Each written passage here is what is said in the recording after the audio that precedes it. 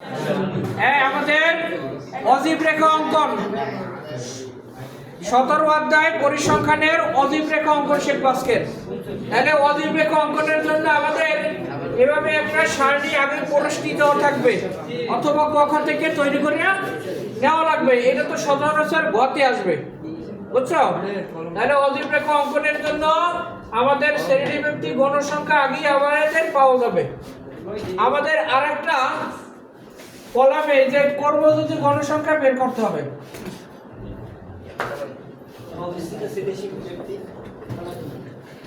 কর্মযোজিত গণসংখ্যা, তাহলে এটা আমাদের তৈরি করতে হবে।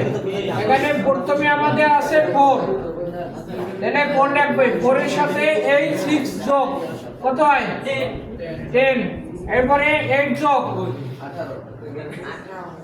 এরপরে হয় 18, 18 আর 12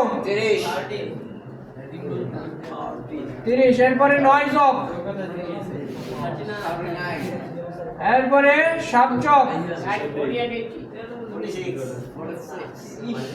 এরপরে 4 যোগ। তাহলে এই কর্মযোগ্য গণসংখ্যার সারণী আমরা পাইলাম।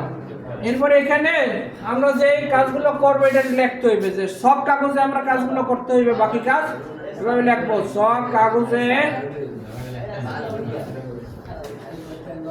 তবে অজীব রেখা অঙ্কনে উভয় অক্ষে একে একই ধরবা, বুঝছো? তাহলে সুবিধা হইবে, ভালো হইবে আঁকতে। তাহলে সব কাগজে উভয় অক্ষে, এই কথাটা আগে লিখে নেবা, উভয় অক্ষে ক্ষুদ্র অন বর্গ সমান অন একক, অন বর্গ সমান অন একক, ক্ষুদ্র অন বর্গ সমান অন একক ধরে এক অক্ষ বরাবর আমরা নেব শ্রেণী, এক অক্ষ বরাবর, একটু আশেপাশে চাই দেখো, এক অক্ষ বরাবর শ্রেণী, শ্রেণী ব্যক্তি, এক অক্ষ বরাবর শ্রেণী ব্যক্তি এবং ওয়াই অক্ষ বরাবর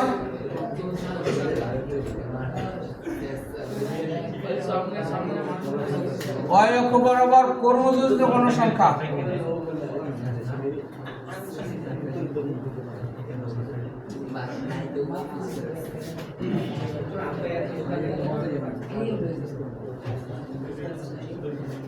কর্মযোজিত গণসংখ্যা নিয়ে এই ধরে কথাটা আগে না লাগছে, এখানে রাখতে ভালো হয়। এই যে ধরে এক অক্ষ বরাবর শ্রেণী ব্যক্তি এবং ওয়াই অক্ষ বরাবর কর্মযোজিত গণসংখ্যা ধরে অজীব রেখা অঙ্কন করি।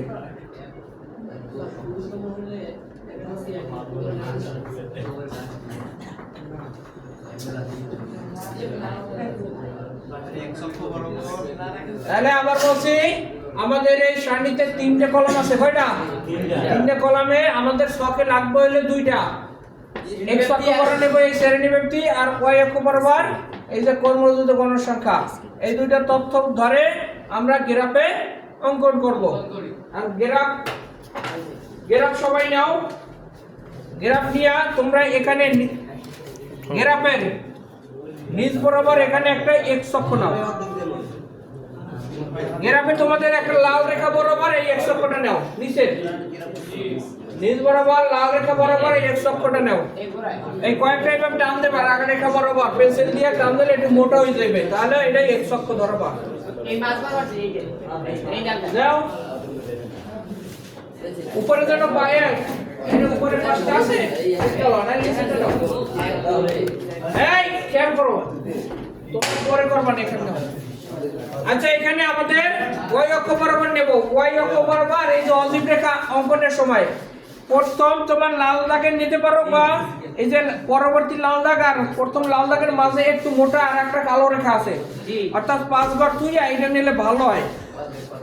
এই তাহলে এটা ওয়াই অক্ষ বরাবর এরকম নেবা, ওয়াই অক্ষ বরাবর উপরে নিচে ওয়াই ওয়াই প্রাইম, এটা হলো এক্স এক্স প্রাইম, এক্স অক্ষ বরাবর এক্স এক্স প্রাইম, ওয়াই অক্ষ বরাবর ওয়াই ওয়াই প্রাইম। এই আমরা দুইটা অক্ষ নিলাম। অক্ষ নেওয়ার পর এখানে 5 ঘর থোবা, 5 ঘর তুই এনে বুঝাবা যে আমাদের এই যে 31 থেকে আমাদের এটা আছে 30 পর্যন্ত আমাদের ডাটা এই অঙ্কে লাগবে না, এই অঙ্কটার জন্য 30 পর্যন্ত লাগবে না। তাই এক্সামিনারে বুঝাইতে চাইবে এখানে 30 পর্যন্ত আমরা রেখে দিছি। 30 লেখা এই যে কয়েকটা বাঁকা দিয়ে এইভাবে রেখে দেবা যে 30 পর্যন্ত আমাদের এই অঙ্কনের প্রয়োজন নাই। এরপরে যেহেতু এখানে শ্রেণীর ব্যবধান 10 আছে, তাহলে 10 ব্যবধান দিয়ে অন্য ডাটাগুলো দেবা। আর 10 পর তোমাদের চক্কা গোলের লাল টানা আছে, লাল রেখা টানা আছে না, এই তাহলে এই ডান পাশের গুলো লিখে গেলি হয়। তাহলে 40 50 60 70 থেকে 100 পর্যন্ত 10 ব্যবধান দিয়ে এভাবে লিখবা 40 50 60 70 80 90 100। এই আমরা এই ডান পাশের এই যে শ্রেণী ব্যক্তির ডান পাশের মানগুলো এখানে লিখে গেলে এটি 10 হয়ে যায় আমাদের। এরপরে উপরের দিকেও তোমাদের এরকম লাল রেখা বরাবর এখানে আছে 10, আবার পরের লাল রেখা 20 30 40 50। এই 50 পর্যন্ত আমাদের সর্বোচ্চ লাগবে হলো 50 পর্যন্ত। এ পর্যন্ত দিলেও হয়, এক জায়গা থাকলে 60 পর্যন্ত দিয়ে রাখতে পারো, এটাই এক ঘর বেশি দেওয়া ভালো এদিকে ওদিকে। এখন আমাদের শ্রেণী ব্যাপ্তিতে এই 40-এ কর্মযোগ্য গণসংখ্যা কত আছে? 4। তাহলে এখান দিয়ে তোমরা এই 40-এর সোজা 1 2 3 4 এভাবে সাইড করে একটা বিন্দু দেবা। এরপরে 50-এ কর্মযোগ্য গণসংখ্যা আছে 10, তাহলে 50-এর সোজা এই 10-এ একটা বিন্দু দেবা। এভাবে সাইডের সোজা 18-তে একটা বিন্দু দেবা। এই এভাবে দেখবা 18 কখনই পড়ে। এবারে 70-এর সোজা 70-এর 30-এ, এই 70-এ এখানে 30 একটা বিন্দু দেবা। 80-তে আছে আমাদের কত? 39, তা 80-তে 39-এ বিন্দু দেওয়া। 90-তে আছে 46, 90-তে 46-এ বিন্দু দেওয়া। এরপরে 100-তে আছে 50, এই 100-তে 50-এ এই বিন্দুটা দেওয়া। তাহলে এখন এখানে 31 হইলে আমাদের গণনায় শুরু হয় না, তাহলে 30 রাখিয়ে দিয়েছি 31, কিন্তু এই পরের ঘরই 31, তাহলে এখান থেকে আমাদের এই পরের ঘর থেকে এটা অঙ্কন শুরু হবে। এই যে বিন্দুগুলো দিয়েছিলাম এই বিন্দুগুলো আস্তে আস্তে যোগ করে যাবা। না, এটা এভাবে হাত দিয়েই করবা। হ্যাঁ, তাহলে একটু হালকা ওরকম বাঁকাইয়েই যাবে, বুঝছো? এটাই। তাহলে আমাদের এটা হইছে অজীব রেখা। এই অজীব রেখা অঙ্কন হয়েছে। এই অজীব রেখা কিন্তু এই মাথা ওই উপরের দিকে থাকবে, নিচে আসবে না, বলে আবার অনেকে নিচে এনে দেয়। তাহলে এটা এখানেই থাকবে, এই 100 সোজা 50-এ, এদিকে 50-এ, এদিকে 100-তে। এই যে রেখাটা পাওয়া গেছে এটার নামই আমাদের অজীব রেখা, এটার নামই আমাদের অজীব রেখা। ঠিক আছে।